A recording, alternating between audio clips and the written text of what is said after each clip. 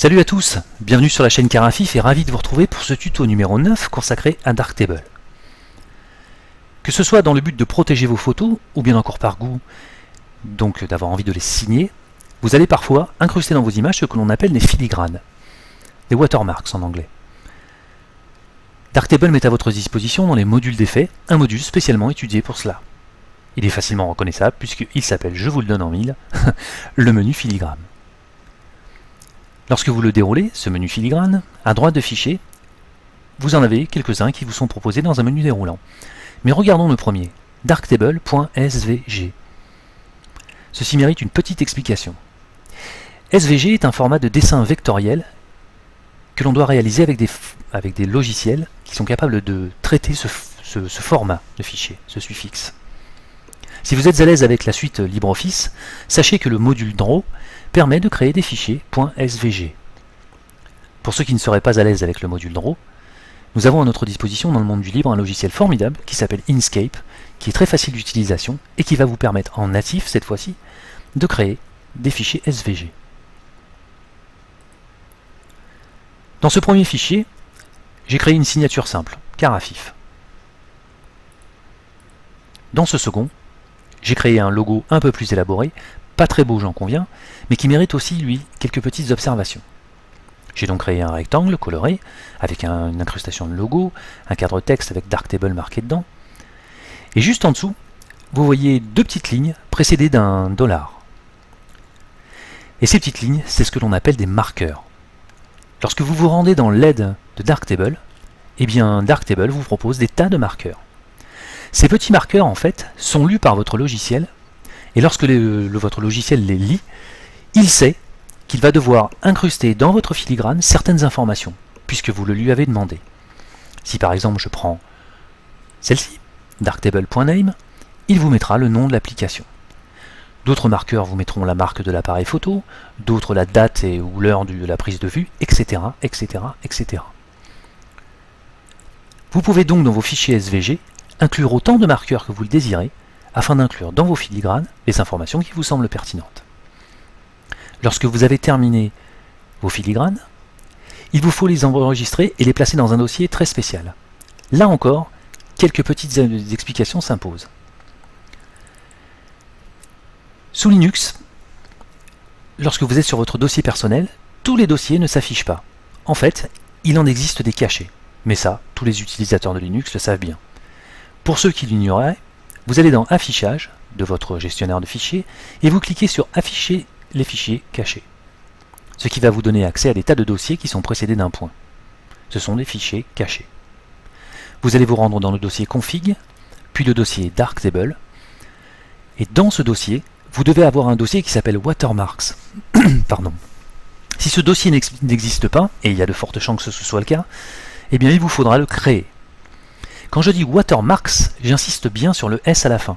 Vous devez respecter la casse et l'orthographe précise de ce dossier. C'est dans ce dossier Watermarks que vous allez pouvoir placer, comme je l'ai fait pour le Carafif et le logo perso, mes deux .svg, mes deux filigranes. Une fois que vous avez créé un nouveau filigrane et que vous l'avez installé dans votre dossier, vous cliquez sur la petite flèche afin de réactualiser la lecture de ce dossier Watermarks et Darktable ira chercher à l'intérieur tous les filigranes qui s'y trouvent. Je vais donc tout naturellement retrouver dans mon menu déroulant mon carafif.svg et mon logo perso.svg. Si je clique sur Carafif, vous voyez que mon logo s'affiche. Si je clique sur logo perso, eh bien il va se substituer à l'autre. Petite observation, nous retrouvons bien notre logo, notre titre, et nous retrouvons bien la version de Darktable et la marque de l'appareil photographique qui a fait cette photo.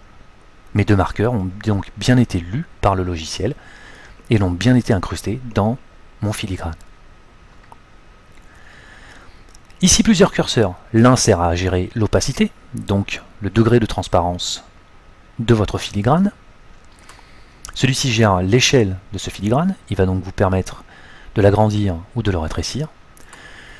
En dessous, un petit implanteur graphique qui va vous permettre de le disposer à différents endroits de votre image, mais attention, il les disposera en fonction de la taille de l'image de votre marqueur, enfin de votre filigrane, pardon.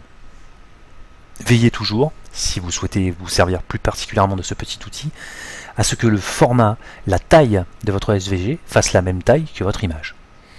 Si ce n'est pas le cas, rassurez-vous, vous avez à votre disposition deux autres curseurs en bas qui vous permettent de gérer le décalage en X et le décalage en Y.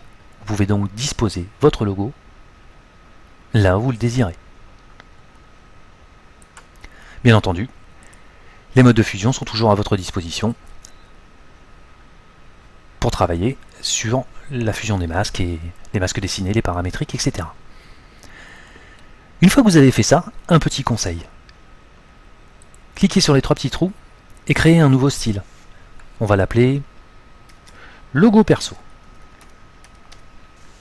Pardon. Je l'avais, mais dans le désordre. Voilà. Et je vais l'enregistrer. Lorsque je serai dans le module table lumineuse et que je voudrais affecter ce filigrane à une image, il me suffira d'en sélectionner une, on va en prendre une au format carré, d'aller dans le module style, sélectionner logo perso et l'affecter. Et vous voyez que mon image a récupéré le filigrane. Je vous invite donc à créer toute une bibliothèque de signatures en fonction de leur format, soit en mode portrait, soit en mode paysage, en fonction de leur utilisation, si c'est un filigrane barré tout droit réservé par exemple, ou une signature, ou encore un logo incrusté de marqueurs à des fins de tuto ou de démonstration, vous aurez la liberté de pouvoir en créer autant que vous le désirez. Je vous remercie beaucoup d'avoir suivi ce tuto, je vous dis à très bientôt pour de nouvelles aventures, et afin que ces vidéos profitent au plus grand nombre, n'oubliez pas, pour le référencement c'est très bon, abonnez-vous. A bientôt, salut, bye bye.